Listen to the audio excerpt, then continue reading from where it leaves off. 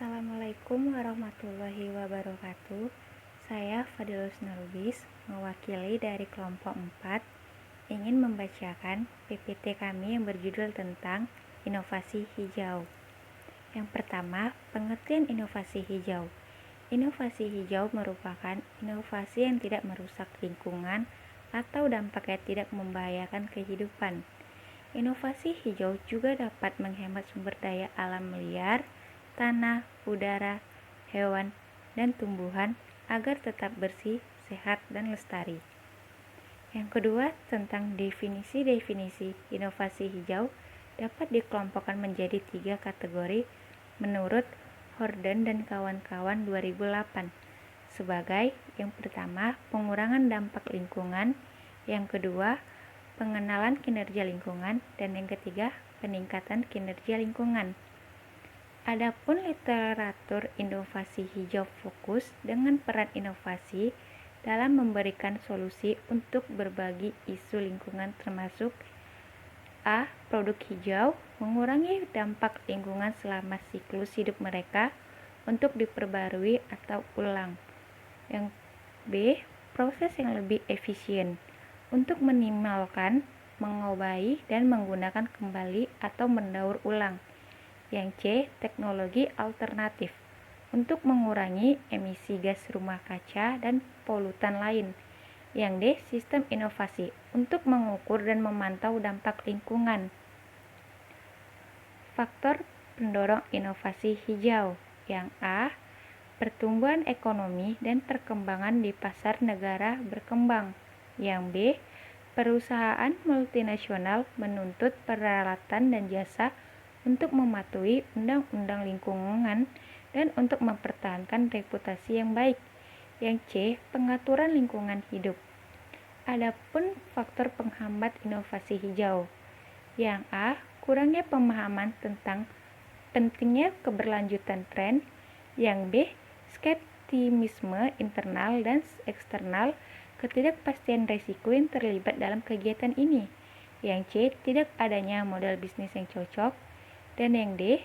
Sebuah kecenderungan untuk menggunakan model yang tersedia daripada mengembangkan model bisnis baru. Kemudian kapasitas organisasi dalam inovasi hijau. Yang A. Pembelajaran organisasi. Inovasi hijau memegang orientasi pembelajaran untuk berkelanjutan, konseptual perkembangan, dan pergerakan hasil inovasi tersebut. Dan yang B. Manajemen pengetahuan.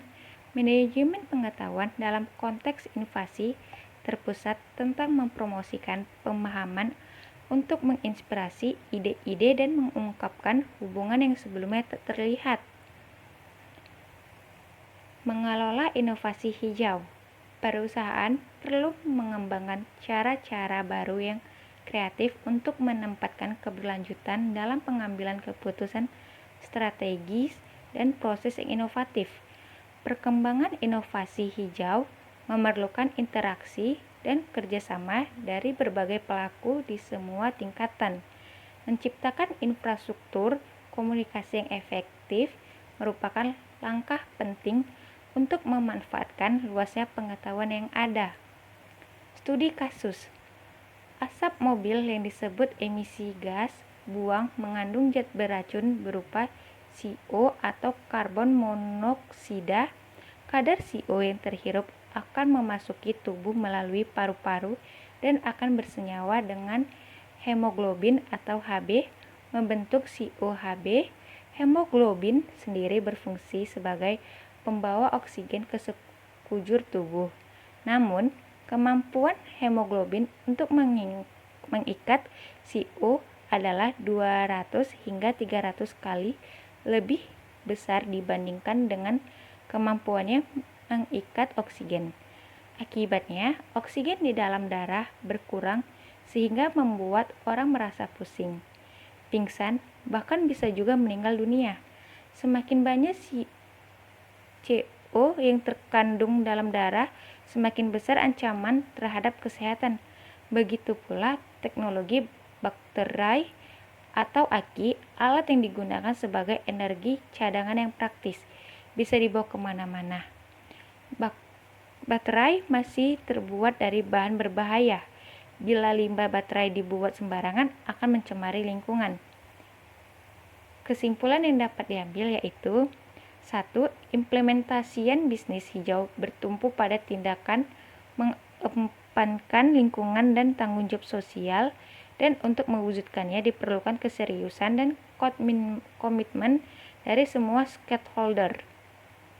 Yang kedua, bisnis hijau merupakan sebuah pendekatan lingkungan dan sosial dalam menjalankan aktivitas bisnis agar terjadi keberlanjutan bagi generasi mendatang akan tersedianya sumber daya alam berdasarkan kaidah yang ditetapkan. Sekianlah presentasi dari kelompok 4. Assalamualaikum warahmatullahi wabarakatuh.